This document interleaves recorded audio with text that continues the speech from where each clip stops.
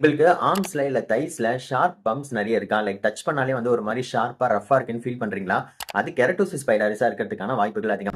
Basically இந்த keratosis பைலாரிஸ் அப்படிங்கிறது ஒரு ஜெனடிக் கண்டிஷன். அதனால உங்க ஹெல்த்துக்கு எந்த பிரச்சனையும் வராது. பட் எப்ப ட்ரீட்மெண்ட் தேவைப்படும் அப்படின்னு பார்த்தீங்கன்னா, காஸ்மெட்டிக்லி அது உங்களுக்கு ரொம்ப டிஸ்டர்பிங்கா இருக்கு அப்படின்னா, நீங்க ட்ரீட்மெண்ட் எடுத்தா போதும். இதுக்கு என்ன மாரி இன்கிரீடியன்ட்லாம் மெயினா ஹெல்ப் பண்ணும்னு பார்த்தீங்கன்னா, salicylic acid, lactic acid, urea, glycolic acid, retinal. இது இல்லாம procedures like chemical peels, lasers இதெல்லாம் கூட பண்ணலாம். சோப் பொறுத்தவரைக்கும் நீங்க ப்ரோபிசாலிக் சோப் யூஸ் பண்ணலாம். இல்ல பாடி வாஷ் யூஸ் பண்ணணும் அப்படின்னா கெமிஸ்ட் அட் பிளேவோட 4% lactic acid plus salicylic acid இல்ல salicylic acid body wash from Dermaco or body wise நீங்க யூஸ் பண்ணலாம்.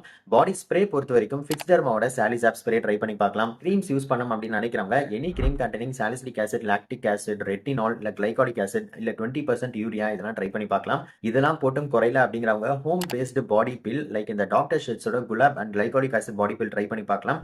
இதுலயும் எனக்கு குறையல அப்படிங்கிறவங்க clinic procedures like lasers or higher strength chemical